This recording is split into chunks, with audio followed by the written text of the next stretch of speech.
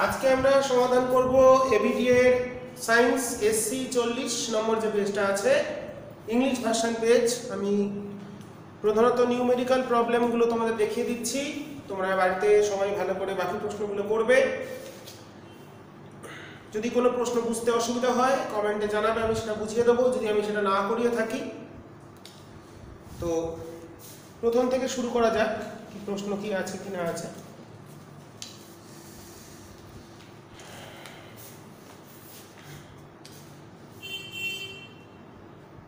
Section B group, section 2 group B.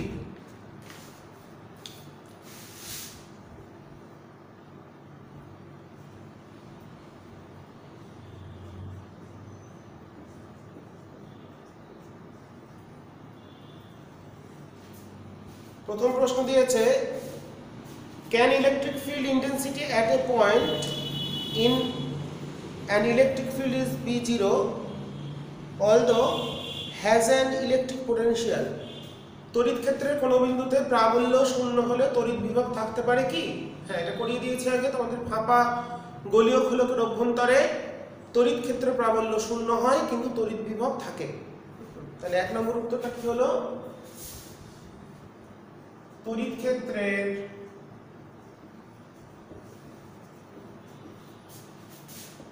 কোন বিন্দুতে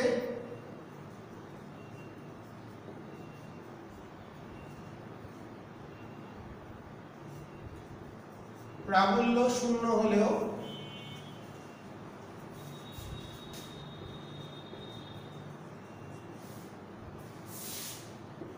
তড়িৎ বিভবের মান বা তড়িৎ বিভব থাকতে পারে।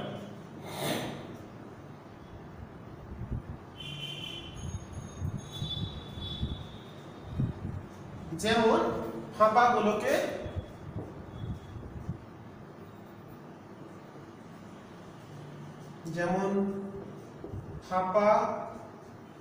আহিত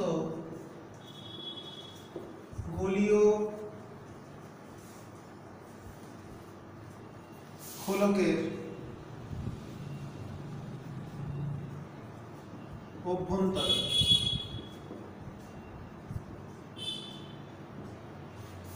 তোমরা দেখিয়ে দেবে কিভাবে থাকে, মানগুলো একটু লিখে দিতে হবে। আমি শর্টে লিখছি ব্যাপারটা।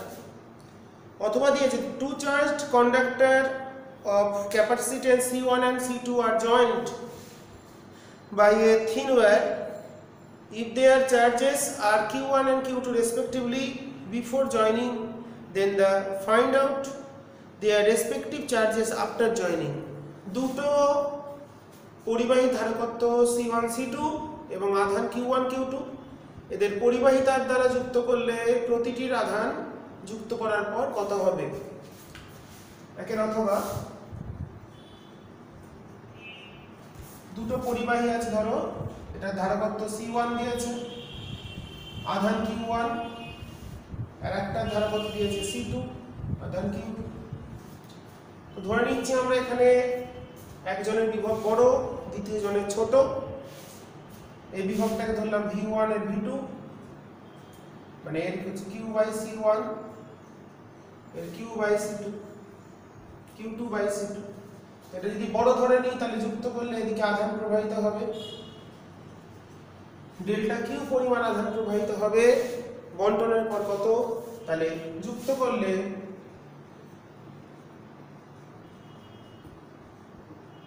সাধারণ বিভব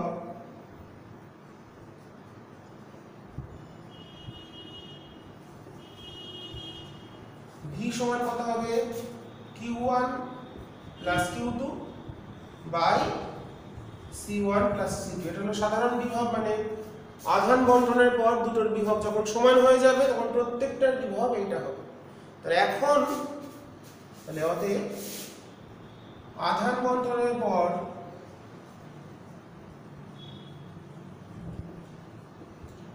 প্রথমটির আধান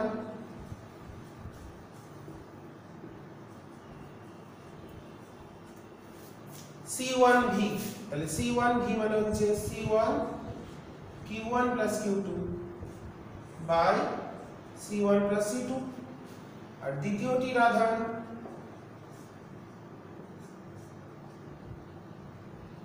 C2V মানে C2 Q1 plus Q2 by C1 plus C2।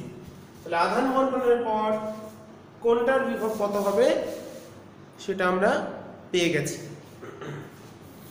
Next প্রশ্নে চলে যাব।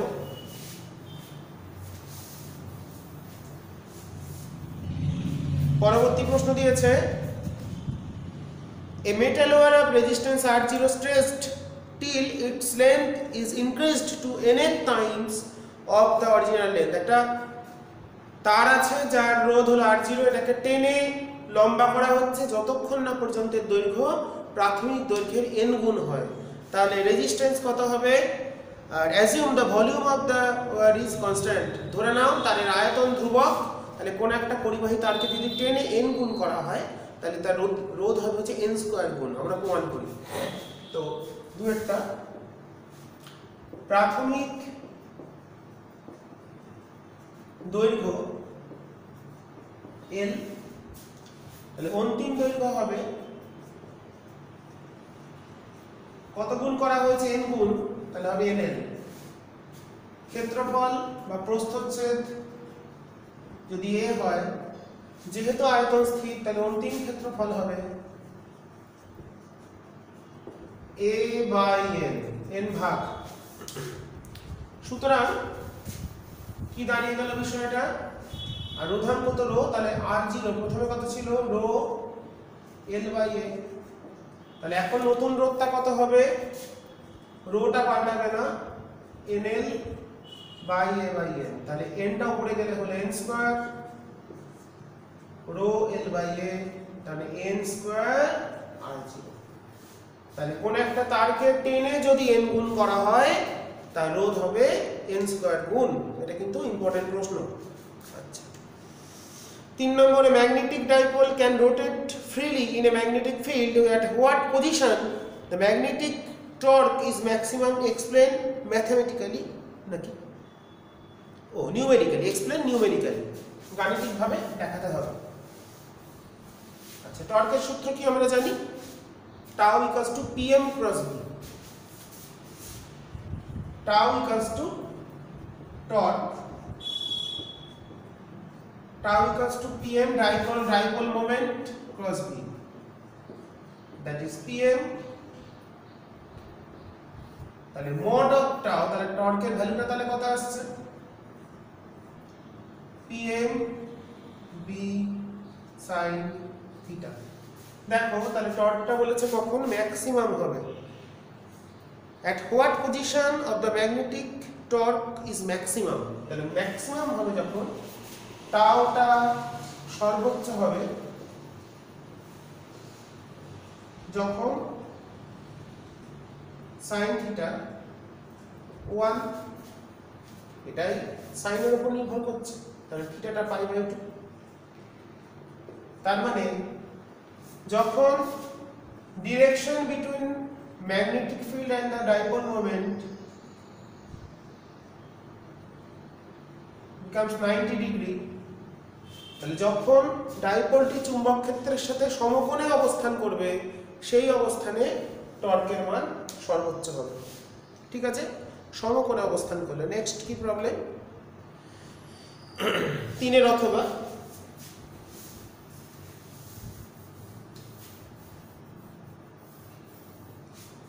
অথবা কি দিয়েছে? 3 অথবা প্রশ্ন দিয়েছে a particle of charge q is rotating along a circle of radius r। a particle of charge q is rotating along a circle of radius r if the frequency of the revolution be n, what is the magnetic field produced at the center of the circle? একটা Q আধান আর ব্যাসার্ধের বৃত্তপথে ঘুরছে যার কম্পাঙ্ক n, তাহলে বৃত্তপথে ঘুরছে, Q আধান ঘুরছে, তাহলে এদিকে ঘুরছে, বৃত্তপথে ব্যাসার্ধ r, কম্পাঙ্ক বলেছে n।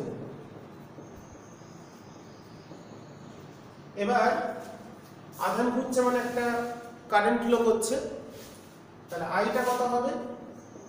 q by t। টি তাহলে কত, টি মানে টাইম পিরিয়ড এখানে, টি মানে হচ্ছে 1/n, তাহলে এটাকে 1 কিউ ইনটু 1/t করলাম, দ্যাট ইজ qn। n হলো কম্পাঙ্ক, কম্পাঙ্ক মানে 1 পর্যায়কাল, কম্পাঙ্ক সমান 1 পর্যায়কাল।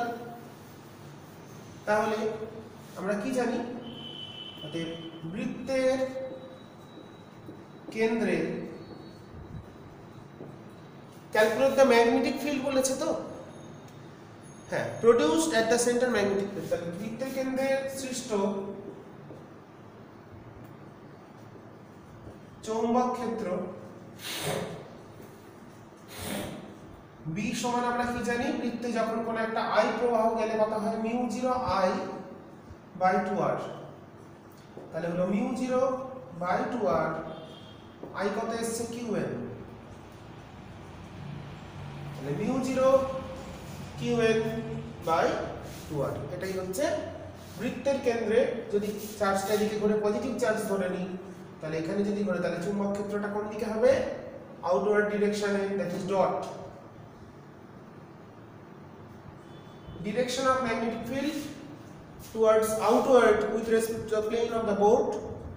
Okay, if we take in this charge be positive, then the magnetic field in outward direction with respect to the plane of the board বাইরের দিকে হবে। যদি চার্জটা নেগেটিভ ধরি তাহলে ইনওয়ার্ড হবে, যদি চার্জটা পজিটিভ চার্জ যেদিকে ঘুরতো তাহলে ইনওয়ার্ড হতো। ওকে, ডিরেকশন জানতে চাইনি, আমরা যতটা বলে দিলাম তাও এক্সট্রা কিছুটা এক্সপ্লেন করে দেওয়া হলো। আচ্ছা, for a spherical lens of focal length f proof xy = f², এটা করে নেবে নিউটনের সূত্র। গোলীয় লেন্সের ক্ষেত্রে নিউটনের অনুবন্ধী ফোকাস যুগলের সমীকরণ, xy কি বলে দিয়েছে, অর দিয়েছে। If the critical angle of A medium is 45 degree, কোনো মাধ্যমের সংকট কোণ যদি 45 ডিগ্রি হয়, find out the velocity of the light in that medium. কোনো মাধ্যমের সংকট কোণ যদি 45 ডিগ্রি হয়, ওই মাধ্যমে আলোর বেগ কত।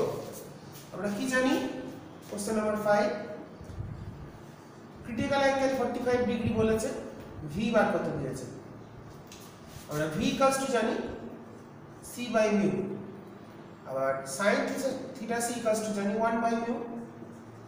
তাহলে আমরা এখানে লিখতে পারি c কত, 3 × 10⁸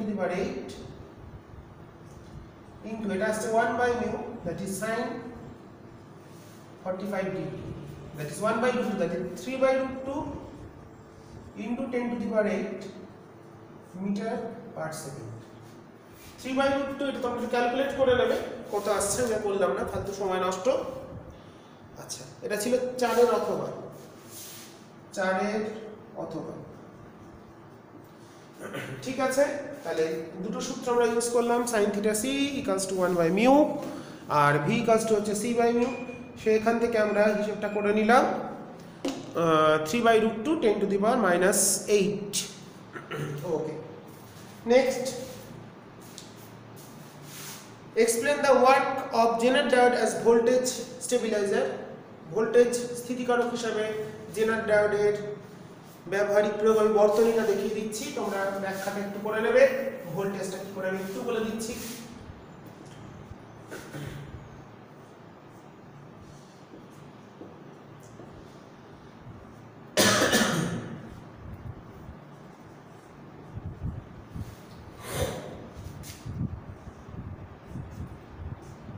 জেনার ডায়োডকে ভোল্টেজ নিয়ন্ত্রক হিসাবে কিভাবে ব্যবহার করা হয় তার বর্তনী চিত্র।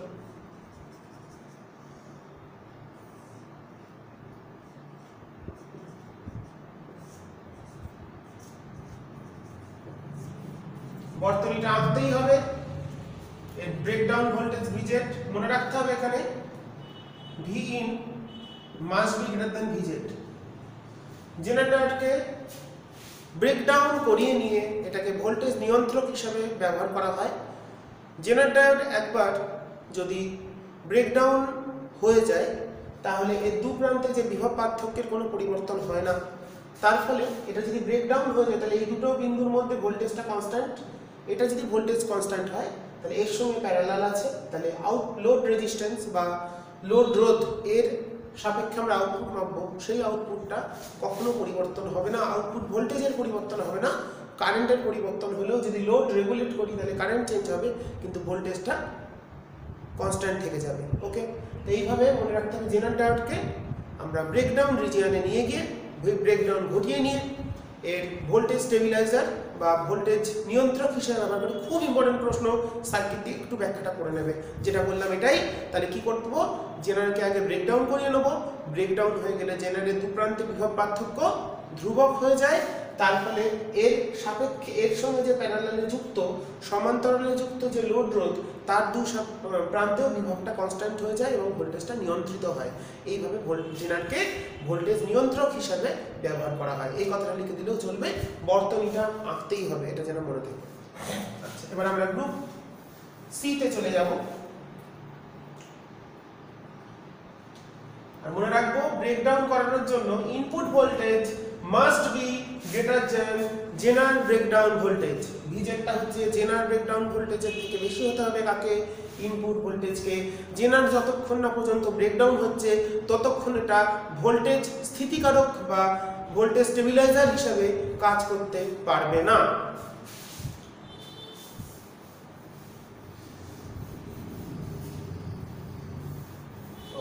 নেক্সট কি প্রবলেম, থিওরি কিছু প্রশ্ন দিয়েছে এখানে। Define what is polarisation. Electric ফিল্ডকে কেন কনজারভেটিভ বলা হয়, কারণ ইলেকট্রিক ফিল্ডে কোনো একটা আধানকে যদি বদ্ধ পথে ঘুরিয়ে নিয়ে আসি তাহলে বদ্ধ পথে তড়িৎ ক্ষেত্র প্রাবল্যের পথ সমকলনের মান 0 হয়। Close line integral of E dot DL must be 0। কেন, কারণ তড়িৎ ক্ষেত্রে কোনো বদ্ধ পথে একটা আধানকে যদি একটা বিন্দু থেকে অন্য বিন্দুতে নিয়ে যাই এবং সেখান থেকে ফিরিয়ে আনি, সেক্ষেত্রে টোটাল যে ওয়ার্ক ডান সেটা হচ্ছে 0 আসে। সেই জন্য কনজারভেটিভ, বদ্ধ পথে কৃতকার্য 0। এই কারণে এটাকে মানে এক্ষেত্রে 6 নম্বর প্রশ্নে মানে এটা দেখাতে হবে ই ডট ডিএল বদ্ধ পথে কৃতকার্য 0, এই কারণে এটা কনজারভেটিভ। আচ্ছা, an electric dipole points along the north south direction. What is the direction of the electric field at a point on the axis? এক অক্ষের উপর কোথায় তড়িৎ ক্ষেত্র প্রাবল্যের দিক হবে জানো এটা তোমরা। and the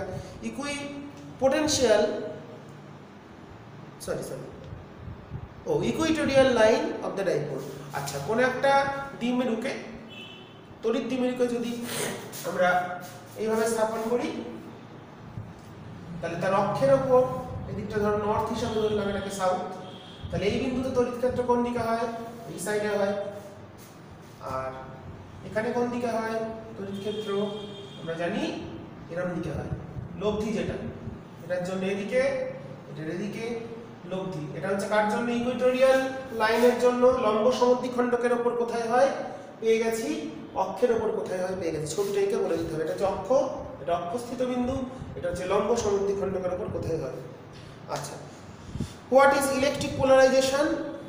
তড়িৎ মেরুবর্তিতা কি, তড়িৎ ক্ষেত্র তোমরা একটু ভিডিও ক্লাসটা ফলো করতে পারো, সেখানে পেয়ে যাবে।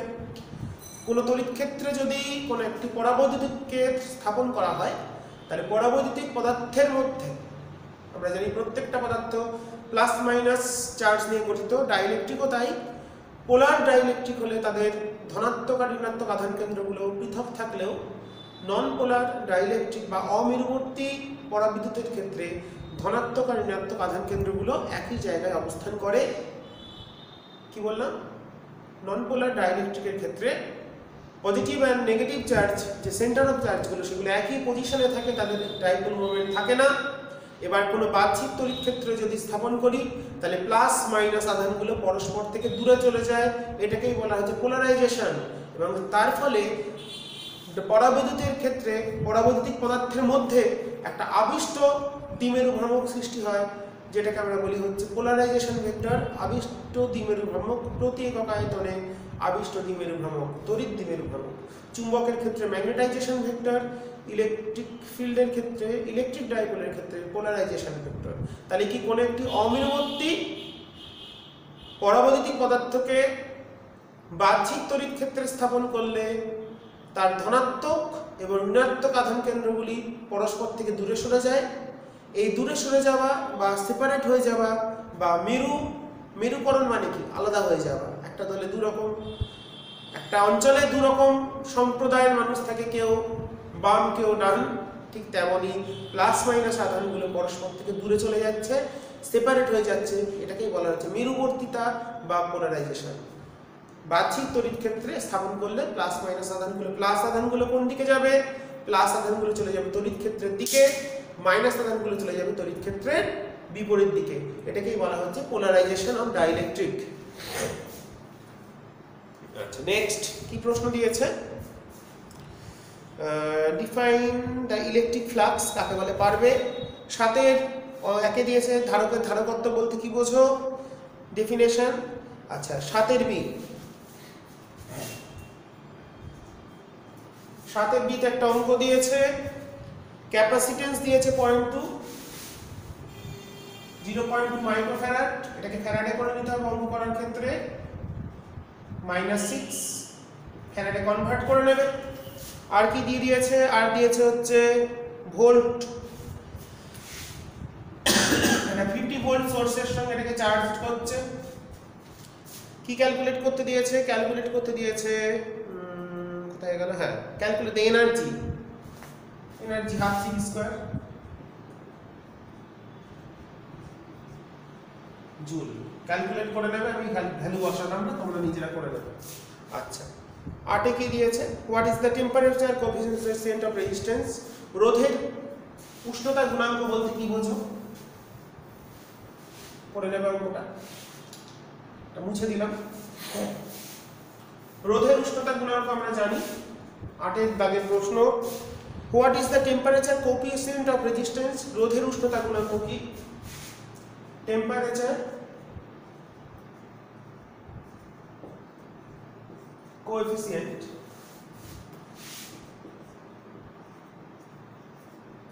অফ রেজিস্ট্যান্স, যেটাকে আমরা ডিনোট করি আলফা দিয়ে। আলফা মানে কি? RT minus R0 by R0 into T। প্রতি একক প্রাথমিক রোধে এবং প্রতি একক উষ্ণতা বৃদ্ধিতে কোনো পরিবাহীর রোধের যে পরিবর্তন ঘটে তাকেই বলা হয় রোধের উষ্ণতা গুণাঙ্ক। কি বললাম? প্রতি একক মানের প্রাথমিক রোধে এবং প্রতি একক মানের উষ্ণতা বৃদ্ধিতে কোনো পরিবাহীর রোধের যে পরিবর্তন হয় তাকেই বলে রোধের উষ্ণতা গুণাঙ্ক বা temperature coefficient of resistance. Okay, next third question. আচ্ছা, under what condition will the state of a current is where is same if the connection দেখতে সমস্যা হচ্ছে। হ্যাঁ, বলেছে under what condition will the strength of a current in a wire be same for its connection to the combination of electric of cells joined in series and parallel। আচ্ছা, বুঝলাম। বলছে কোন শর্তে কতগুলো তড়িৎ কোষের under what condition, under what condition will the strength of the কারেন্টের যে মান will be same, একই হবে for its connection, এর সংযোগের ক্ষেত্রে to a combination of cells, কোষের সমবায়, join in series connection, series combination and in a parallel combination। শ্রেণী সমবায় এবং সমান্তরাল সমবায়ের ক্ষেত্রে কোষের কোন ক্ষেত্রে প্রবাহ মাত্রার মান সমান হবে? তো আমরা কত দাগের প্রশ্ন? 8এরই, এটা বি। তো শ্রেণী সমবায় যখন করেছি কোষের,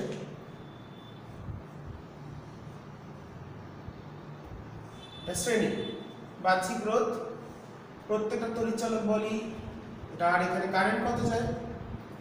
কারেন্টের ফর্মুলা আমরা পেয়েছিলাম NE, n খানা কোষ আছে, বাই R প্লাস NR। এটা শ্রেণীর ক্ষেত্রে। সিরিজের ক্ষেত্রে এটা। সমান্তরাল আমরা কেমন পেয়েছিলাম? তিনটে করে দেখাচ্ছি, বেশি দেখাচ্ছি না।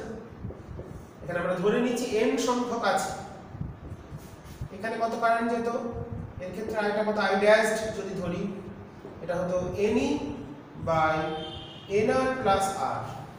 এবার বলেছে strength of current will be same, দুটো ক্ষেত্রে প্রবাহের মানটা সমান হবে কখন, তাহলে দুটো যদি সমান হয়, দুটো সমান মানে হতে R প্লাস NR সমান NR প্লাস R, আর উপরে দুটোই NE আছে, দুটোই তো সেম। কোন ক্ষেত্রে দুটো শ্রেণী সমবায় আসে, এটা সমান্তরাল, শ্রেণী আর সমান্তরালে প্রবাহটা সমান হবে। আমরা এখান থেকে যদি আমরা এটাকে এদিকে নিয়ে আসি,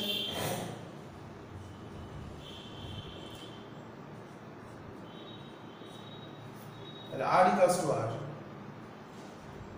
1 minus n not equals to 0, 1 minus n টা যেহেতু not equal to 0, তাই আমরা লিখতে পারি এখান থেকে কোষের, তাহলে সুতরাং বাহ্যিক রোধ ও আভ্যন্তরীণ রোধ সমান হলে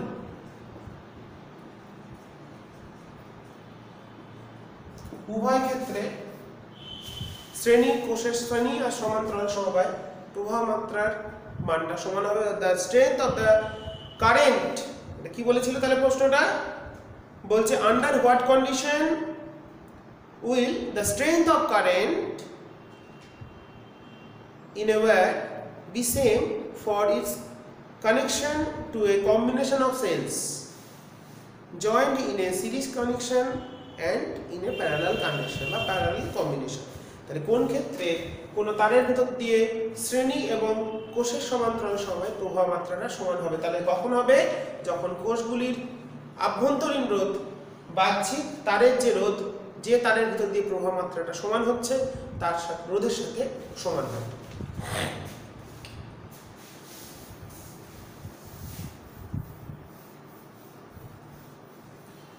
8 নম্বর প্রশ্ন কমপ্লিট। 8 এর কোন অর আছে? 8 এর অর দিয়েছে ডিফাইন দ্য ড্রিফট ভেলোসিটি, অনুপ্রবাহের বেগ, determine the expression for its free electron moving through a conductor. অনুপ্রবাহের বেগ কাকে বলে এবং রাশিমালা VD equals to I by NEA, প্রমাণটা করে নেবে, আমার ভিডিও ক্লাসে ফলো করতে পারো। আচ্ছা, নেক্সট 9 নম্বর, state the Ampere circuital law, অ্যাম্পিয়ারের বদ্ধপথের সূত্রটি বিবৃত করো। Hence obtain the expression of the magnetic field at a point on the axis of a toroidal solenoid. মনে রাখবো টরয়েডিয়াল সলিনয়েড মানে টরয়েড, বৃত্তাকার সলিনয়েড। টরয়েডিয়াল সলিনয়েড মানে কি বললাম, বৃত্তাকার সলিনয়েড, যেটা তোমাদের মধ্যে টরয়েড বলে দেওয়া আছে, মনে রাখবো কথাটা। টরয়েডিয়াল সলিনয়েড মানে এই সলিনয়েডটা লম্বাটা নয়, গোলটা করতে হবে। টরয়েড, টরয়েডের অক্ষের উপর μ0 Ni বাই 2 পাই r, এটা প্রমাণ করতে হবে। টরয়েডের ক্ষেত্রে দেখবে সূত্রটা কি, B সমান μ0 Ni বাই 2 পাই r, এটা প্রমাণ করতে দিয়েছে, করে নেবে। আচ্ছা, পরে কি দিয়েছে, ডিফাইন দ্য ম্যাগনেটিক মোমেন্ট, চৌম্বক ভ্রামক কাকে বলে জানো তোমরা।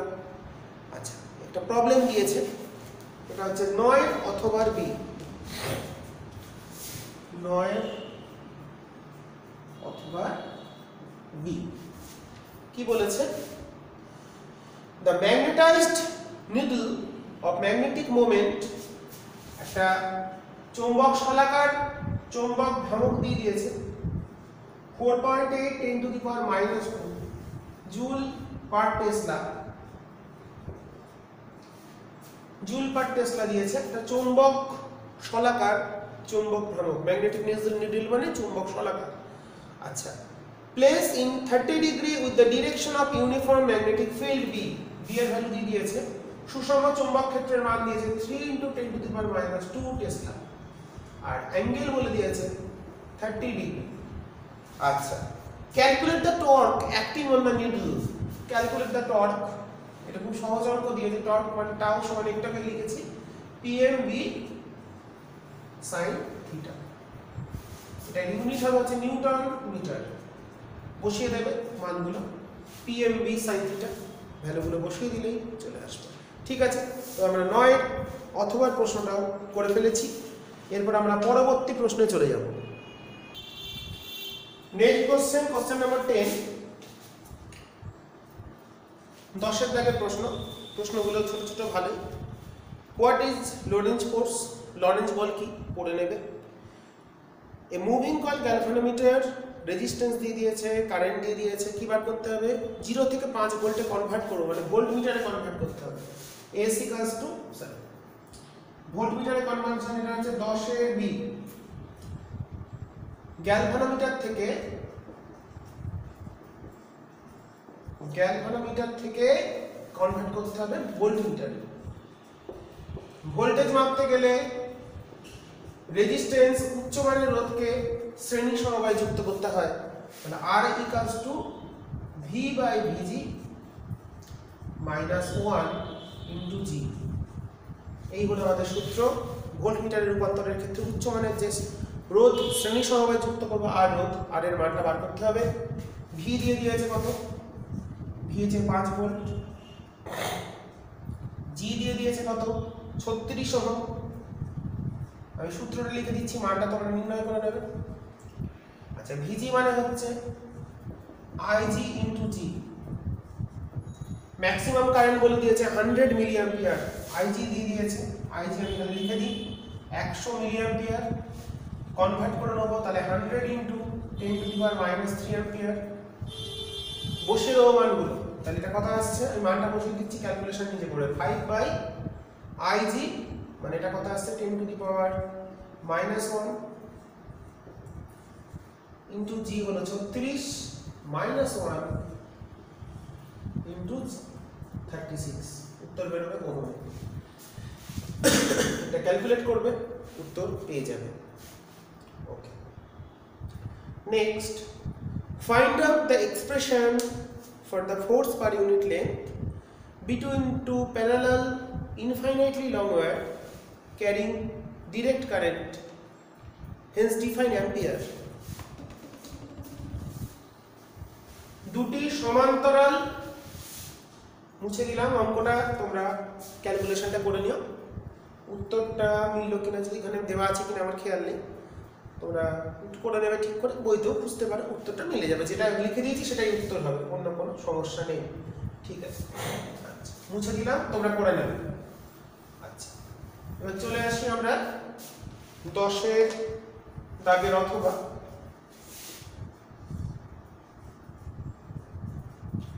10 অথবা বলেছে ফাইন্ড। আচ্ছা দেখো, দুটো সমান্তরাল দীর্ঘ পরিবাহীর মধ্যে, দীর্ঘ ঋজু পরিবাহীর মধ্যে ক্রিয়াশীল প্রতি একক দৈর্ঘ্য বল, মানে দুটো পরিবাহী আছে, দুটোতে কারেন্ট যাচ্ছে I1 I2, একই দিকে যাচ্ছে ধরে নিলাম।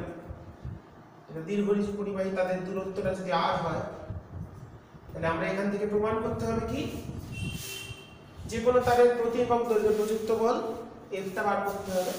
তোমরা করে নেবে, এটা আমি সূত্র লিখে দিচ্ছি, কোনটা আনতে হবে? μ0/4 পাই 2I1 I2 বাই R। এই সূত্রটা প্রমাণ করতে হবে, এটা বইতেও পাবে, তোমরা আমার ভিডিও ক্লাস দেখতে পারো, ভেক্টর দিয়ে করে দেওয়া আছে সুন্দর করে। ডিরেকশনটা খুব ক্লিয়ার, সমমুখী হলে আকর্ষণ করবে, বিপরীতমুখী হলে বিকর্ষণ করবে। এখান থেকে অ্যাম্পিয়ার এর সংজ্ঞাও বইতেও পেয়ে যাবে, বা তোমরা যে বই ফলো করো বা তোমরা আমার ভিডিও ক্লাসেও পেয়ে যাবে। আচ্ছা, এবার চলে আসি 11 নম্বর, স্টেট অ্যান্ড এক্সপ্লেন ব্রিউস্টারস ল। ব্রিউস্টারের সূত্রটি, সমবর্তন সংক্রান্ত ব্রিউস্টারের সূত্র। আচ্ছা, draw the graph showing the variation of the intensity of the transmitted light with the angle between the polarizer and analyzer। 11 প্রমাণটা তোমরা করে নেবে, না পারলে আমাকে বলে আমি বুঝিয়ে দেবো, তোমরা শুধু একটুখানি কমেন্টে জানাবে এই দাগের এই প্রশ্নের প্রমাণটা পাচ্ছি না, আমি নিশ্চয়ই করে দেবো। আচ্ছা, তো দেখো বলছে সমবর্তক এবং বিশ্লেষকের থেকে নির্গত আলোর তীব্রতার পরিবর্তনের লেখচিত্র অ্যাঙ্গেলের সাথে।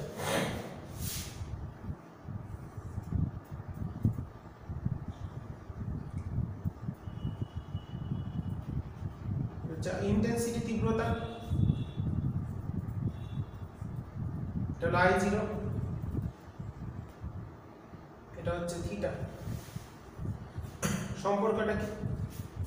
লেখচিত্রের I সমান I0 cos স্কয়ার থিটা, এটা হচ্ছে ম্যালাসের সূত্র।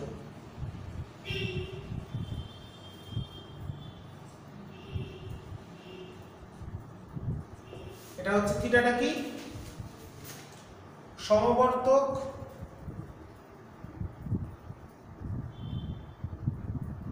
মানে পোলারাইজার ও বিশ্লেষক মানে অ্যানালাইজার সমবর্তক ও বিশ্লেষক এর মধ্যবর্তী কোণ হচ্ছে থিটা। থিটার পরিবর্তনের সাথে তীব্রতার পরিবর্তনের লেখচিত্র জানতে চেয়েছিল, আমি দেখিয়ে দিয়েছি কিভাবে করে এটা কি করে ভ্যারি করছে। 0 π/2 পাই, তারপরে চলে আসছে আমাদের 3 π/2 2 পাই। ঠিক আছে, তীব্রতা পরিবর্তন অ্যাঙ্গেলের সাথে দেখিয়ে দিয়েছি।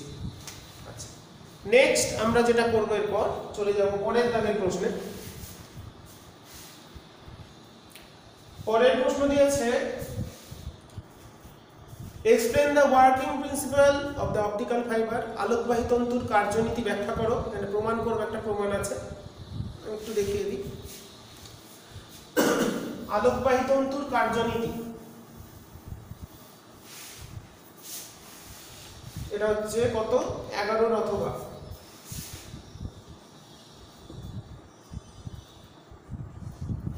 আলোকবাহী তন্তুর দিয়েছে, প্রশ্ন দিয়েছে আলোকবাহী 11 অথবা এ আলোকবাহী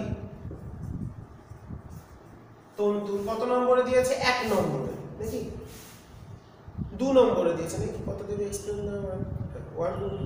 explain the working principle of optical fibre. খুব সহজ, বলবে আভ্যন্তরীণ পূর্ণ প্রতিফলন নীতিতে কাজ করে। তন্তুর 2 নম্বর দিলে ব্যাখ্যা ছিল, তা একটা ছবি দিয়ে দেবে এরকম।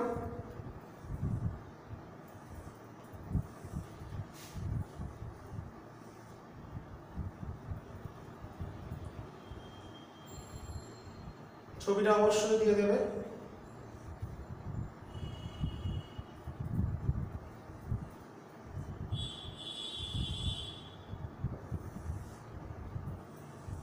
মেথডটা হচ্ছে কোড, এখান দিয়ে লাইনটা যাবে,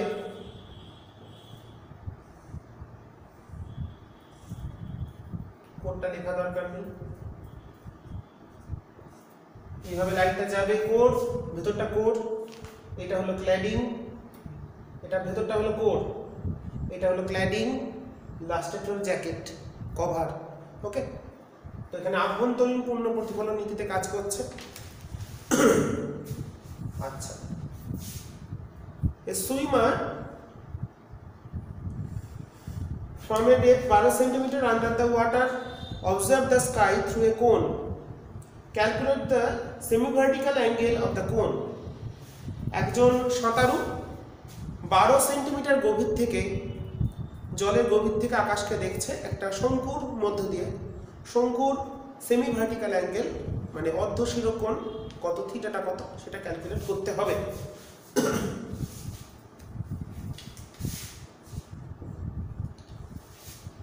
এই হলো শঙ্কুটা, আমি আগে নিই আগে। এইখানে সাঁতারু আছে,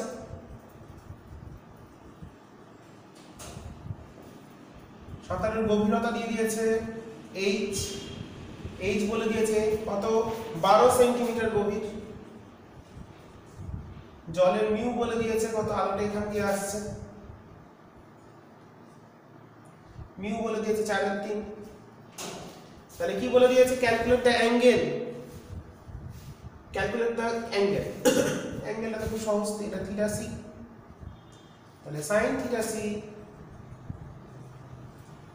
ইকুয়ালস টু অ্যাঙ্গেল, আর যদি রেডিয়াস বলতো তাহলে কিন্তু এইচটা লাগতো, ইকুয়ালস টু 1/μ।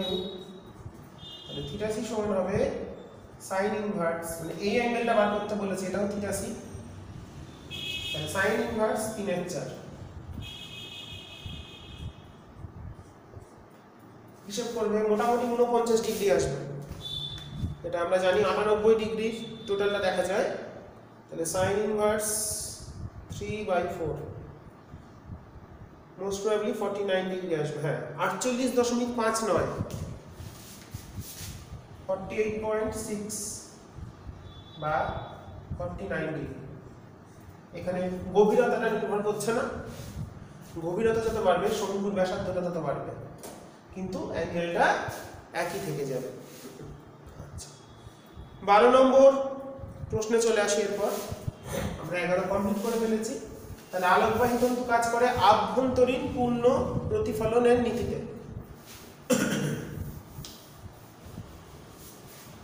আমরা পরের প্রশ্নে যাব, আমাদের টাইম 40 মিনিট হয়েছে।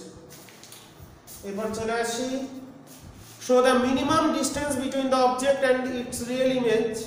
আচ্ছা, কোন একটা উত্তল দর্পণে যদি উত্তল লেন্সে সদ্বিম্ব গঠন হতে হয়, সেক্ষেত্রে বস্তু আর প্রতিবিম্বর দূরত্ব, ন্যূনতম দূরত্ব হচ্ছে 4f, d = 4f। তোমরা এটা আমার লেন্স সংক্রান্ত যে সমস্যার ভিডিও ক্লাসগুলো আছে 7খানা সমস্যা, সেগুলো ফলো করবে। প্রথম সমস্যাতেই করিয়ে দেওয়া আছে। আচ্ছা, বি বলেছে calculate the critical angle of the medium if the polarising angle 60 degree. 12 B সমবর্তন কোণ বলেছে, সমবর্তন কোণ বলেছে 60 ডিগ্রি। তাহলে সংকট কোণ বার করতে হবে।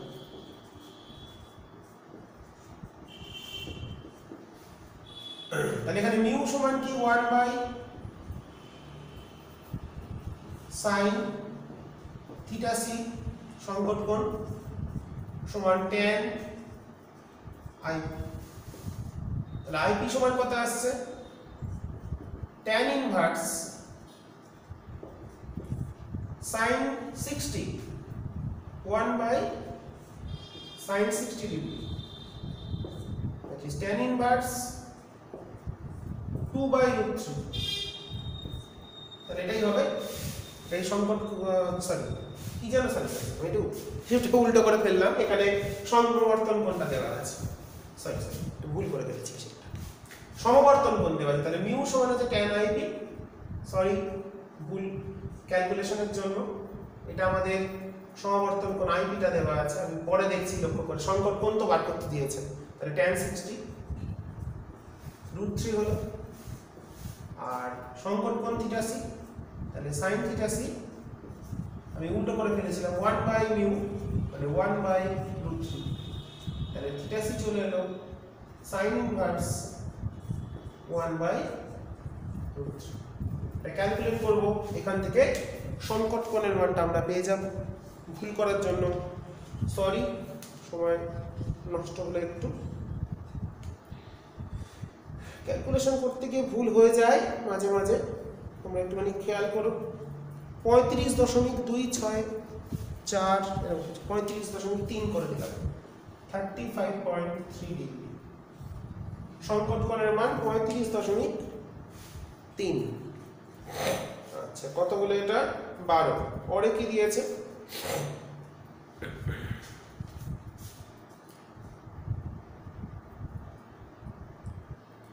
why the lens formula called conjugate foci relation?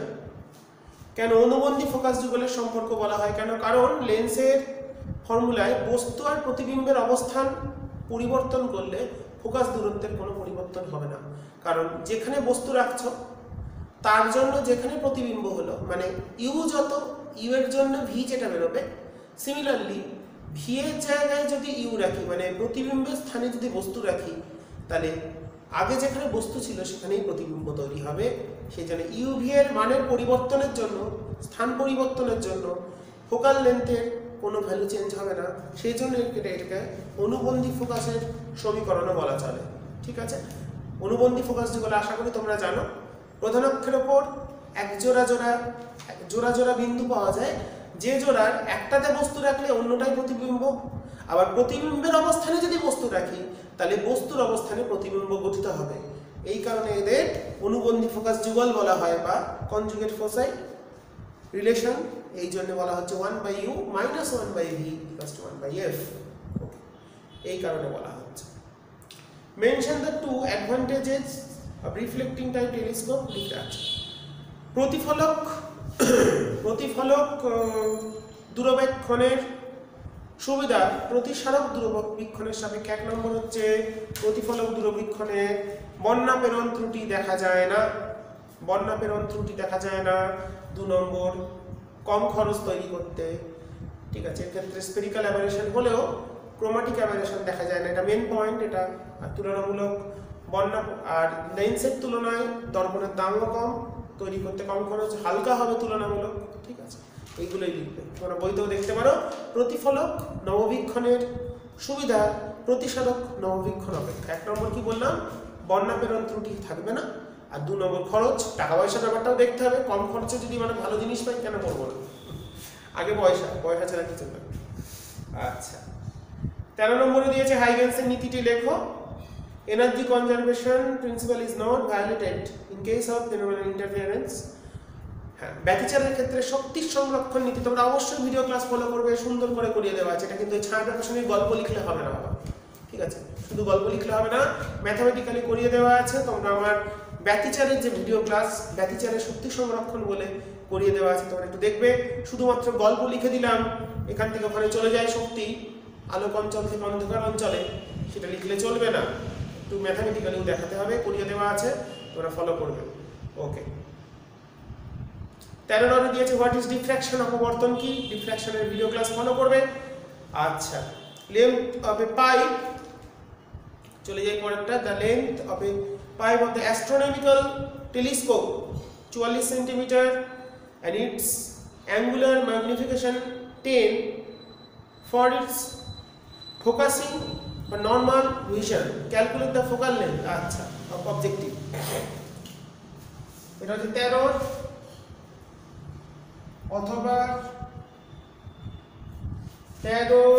অথবা বি, লেফো প্লাস এভি, এটা বলে দিয়েছে হচ্ছে 44, আর ম্যাগনিফিকেশনের সূত্র হচ্ছে এফও বাই এফই, এটা বলে দিয়েছে 10, এই দুটো বলে দিয়েছে। নববীক্ষণ যন্ত্রের নরমাল ভিশন মানে স্বাভাবিক দৃষ্টির ক্ষেত্রে নববীক্ষণ যন্ত্রের লেন্স দুটির দূরত্ব 44 সেন্টিমিটার, আর ম্যাগনিফিকেশন বলে দিয়েছে angular magnification 10। Calculate the focal length of objective, F O কত বার করবে, এখান থেকে সমাধান করে এফও সমান কত বার করবে। এটা আমাদের কমপ্লিট হয়ে গেছে আগের অঙ্কটা। আমাদের এফওটা বার করতে দিয়েছে স্বাভাবিক দৃষ্টির ক্ষেত্রে, স্বাভাবিক বিন্দুতে স্বাভাবিক দৃষ্টিতে ফোকাসিং এর ক্ষেত্রে লেন্থ বলেছে 44 সেন্টিমিটার, আর ম্যাগনিফিকেশন তাহলে এফও বাই এফই 10, এফও প্লাস এফই 10 44, সমাধান করলে অবজেক্টিভের ফোকাস দূরত্ব আমরা পেয়ে যাব। আচ্ছা ড্র দ্য সার্কিট ডায়াগ্রাম, সেই একই প্রশ্ন, এনপিএন ট্রানজিস্টর রোজই একই কথা বলি, আমার ভিডিও ক্লাস দেখে নেবে। কমন এমিটার বর্তনীর ক্ষেত্রে 5টা বেস কারেন্ট নিয়ে ছবিটা আঁকতে বলেছে, মানে 44 এর দাগে 14 দাগে প্রশ্ন 5 খানে, মানে 1 2 3 4 5, IB0, IB1, IB2, IB3, IB4, এদিকে হচ্ছে VCE, এদিকে IC। এই ছবিটা আঁকতে বলেছে, একেই দিলাম মোটামুটি ভাবে, এখানে 3টে রিজিয়ন দেখিয়ে দেবে। স্যাচুরেশন রিজিয়ন মানে সম্পৃক্ত অঞ্চল, কাট অফ অঞ্চল লিস্টটা, এটা হলো অ্যাক্টিভ রিজিয়ন, এই 3টে রিজিয়ন দেখাতে হবে। আচ্ছা আর কি বলেছে, how it is output resistance determined from the characteristics graph. আচ্ছা how is the output resistance, আমরা এখানে কি করে করব, স্লোপ নির্ণয় করব, স্লোপ নির্ণয় করলে নতি নির্ণয় করলে রোধ পাওয়া যাবে। এই লেখচিত্রে নতি মানে হচ্ছে delta IC by delta V CE, নতি বার করব। আউটপুট রেজিস্ট্যান্স বাহ্যিক রোধ, দেখো এটা বেরিয়েছে কিন্তু আই বাই ভি মানে কিন্তু রোধের উল্টো, তাহলে আমাদের রোধ আউটপুট রেজিস্ট্যান্স তাহলে কত 1 বাই স্লোপ।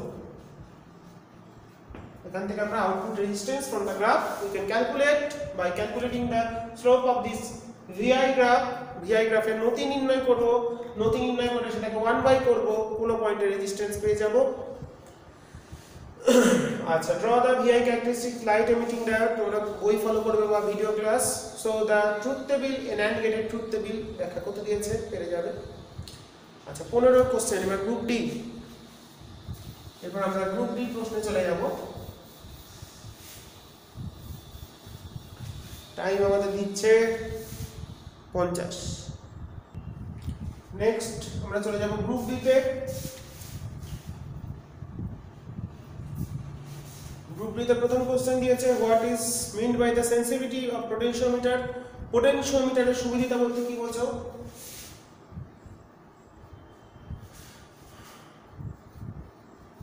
পোটেনশিওমিটারের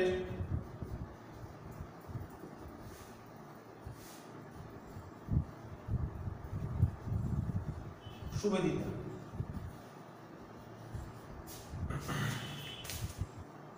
পোটেনশিওমিটারের সুবিধা মানে বোঝায় পোটেনশিওমিটারের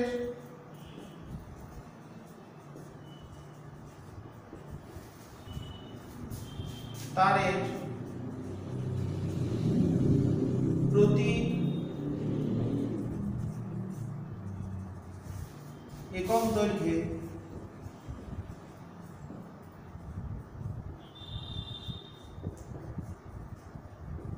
বিভব পতন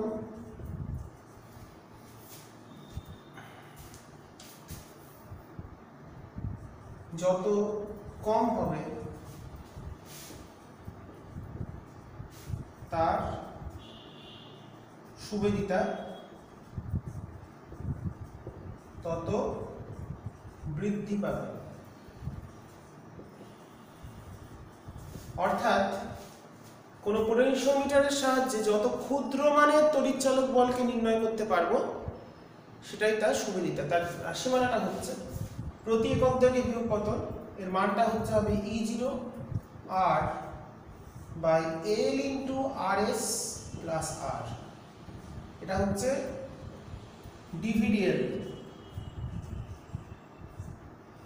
ডিভিডিএল যত ছোট হবে তত সুবিধা বৃদ্ধি পাবে। কোনটা কি জিনিস?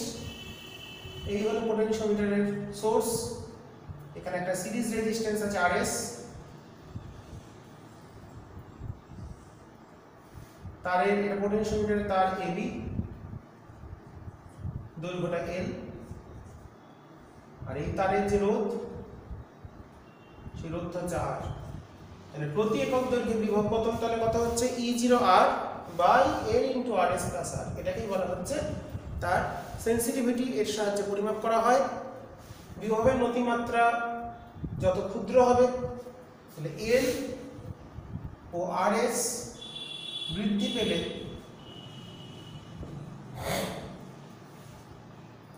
ডিভিডিএল কমে, ফলে সুবিধা বৃদ্ধি পায়।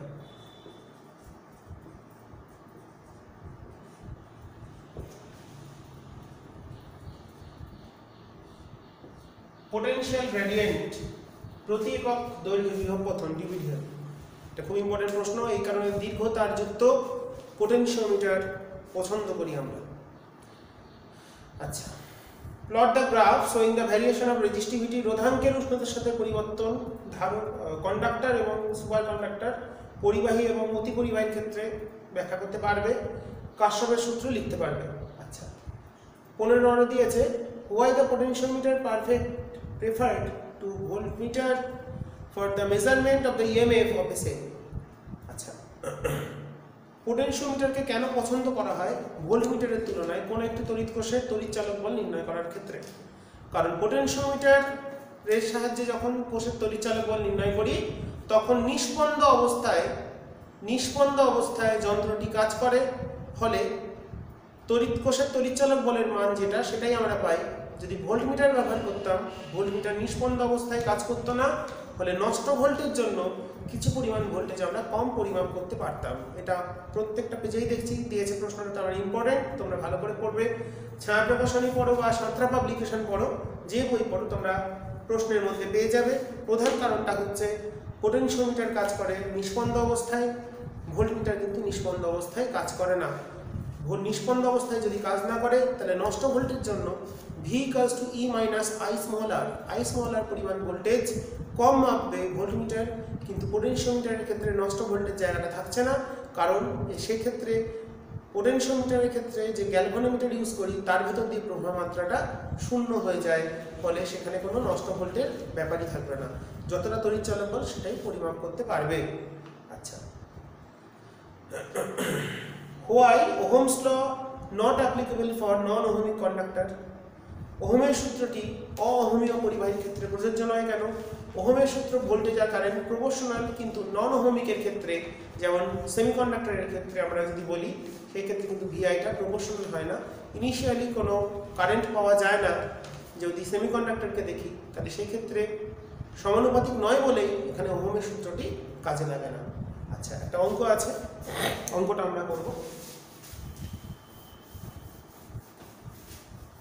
15 অথবা বি সি, 15 অথবা সি এর অঙ্কটা আমরা দেখব। 15 অথবা সি এর প্রশ্নটা, সার্কিটটা দিয়েছি টেকে নি।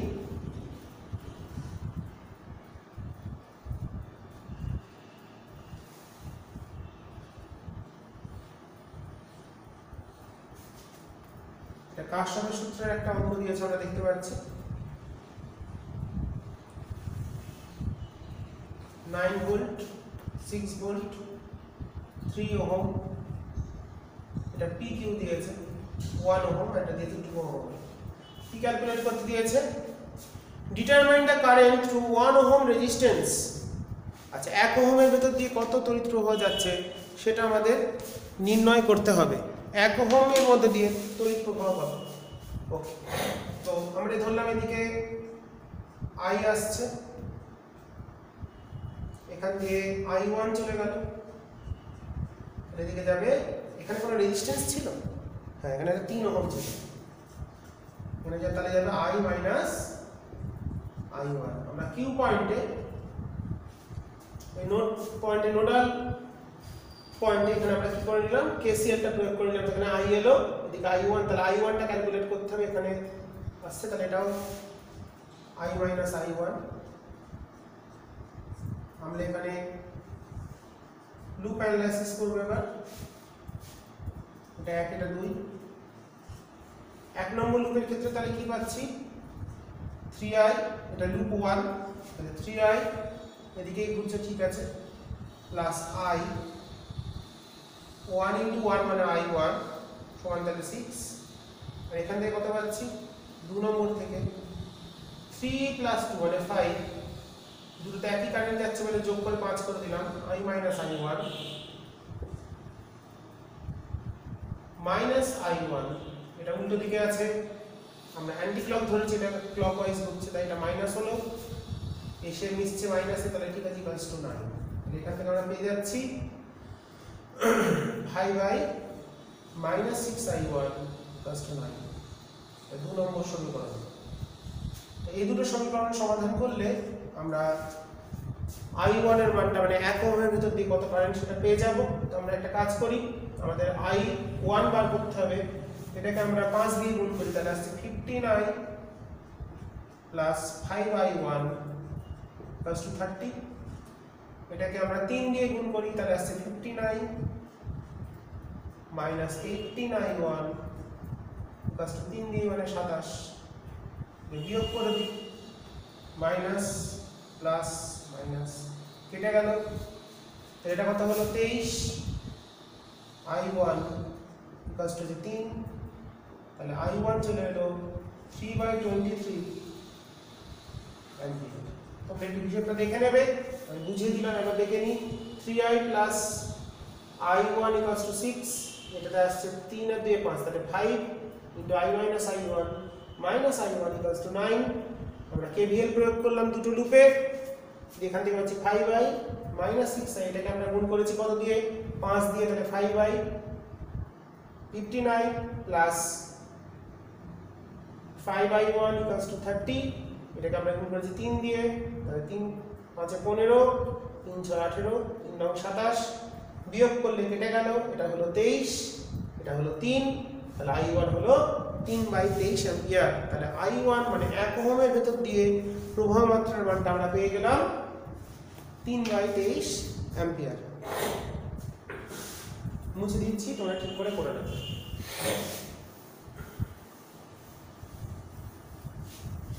নেক্সট আমরা চলে যাব পরের প্রশ্নে। নেক্সট 16 নম্বর প্রশ্ন, state the importance of coherent source in phenomenal interference. আচ্ছা, সুসংগত উৎসের প্রয়োজনীয়তা কি জানো তোমরা? সুসংগত না হলে, সুসংগত মানে কি? কোনো তরঙ্গমুখের উপর অবস্থিত দুটো বিন্দু কি আমরা সুসংগত হিসেবে ধরে নিই। সুসংগত উৎস কাদের বলে? যাদের মধ্যে একটি নির্দিষ্ট দশা পার্থক্য বর্তমান, একটি পরিবর্তন দশা পরিবর্তন হলে দ্বিতীয়টাও পরিবর্তন হবে। সুসংগত না হলে তাদের মধ্যে দশা সম্পর্ক থাকবে না। এই দশা সম্পর্কের উপরেই নির্ভর করে কিন্তু ব্যতিচার ঘটনাটি ঘটে। দশা পার্থক্যের জন্যই আমরা বিভিন্ন পর্দার বিভিন্ন স্থানে তীব্রতার পরিবর্তন লক্ষ্য করতে পারি।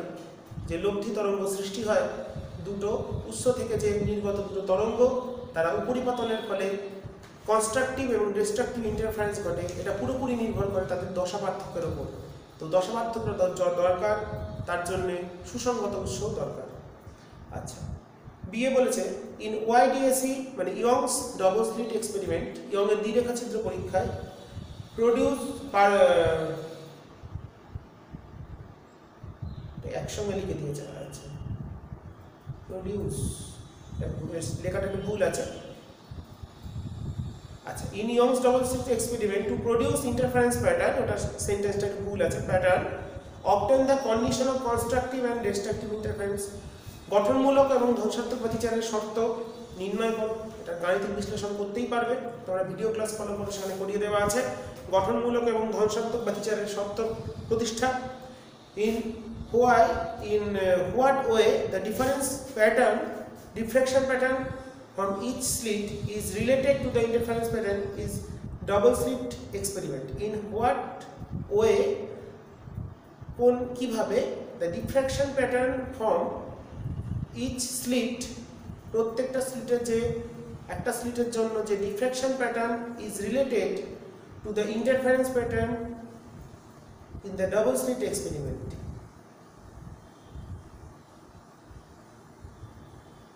আচ্ছা, বলছে in what way, কিভাবে the diffraction pattern from each slit, ওখানে যে আমরা দুটো স্লিট ব্যবহার করছি, প্রত্যেকটা স্লিটের জন্য diffraction pattern is related to the interference pattern in a double slit experiment. তো ডবল স্লিট এক্সপেরিমেন্টের ক্ষেত্রে যদি কখন আমরা যদি যে ছিদ্রগুলো ব্যবহার করছি সেগুলো যদি তুলনামূলক বড় হয়, অর্থাৎ আলোর তরঙ্গদৈর্ঘ্যের সঙ্গে তুলনীয় হয়, সেই ক্ষেত্রে প্রত্যেকটা ছিদ্রের যে দ্বিরেখা ছিদ্র পরীক্ষায় যে সুসংগত উৎসগুলো ব্যবহার করছি, সেই ছিদ্রগুলোর জন্য কিন্তু অপবর্তন ঝালরও তৈরি হবে এবং তারা অপবর্তন ঝালরগুলো ডবল স্লিট এক্সপেরিমেন্টের মধ্যে মধ্যেও সৃষ্টি হবে। ডবল স্লিটের ক্ষেত্রে দুটো স্লিটের জন্য যেমন ইন্টারফারেন্স প্যাটার্নও হতে পারে। কিভাবে আমরা একসঙ্গে দুটোকে পেতে পারি? যদি ওই ছিদ্রগুলোর বেধ আলোর তরঙ্গ দৈর্ঘ্যের সঙ্গে তুলনীয় হয়, সেই ক্ষেত্রে ওর ভিতর দিয়ে আলোটা অতিক্রম করার সময় আলোর অপবর্তন ঘটবে এবং front of a single slit এক্সপেরিমেন্টের যে প্যাটার্ন আমরা সেটাও একসঙ্গেই পেতে পারি।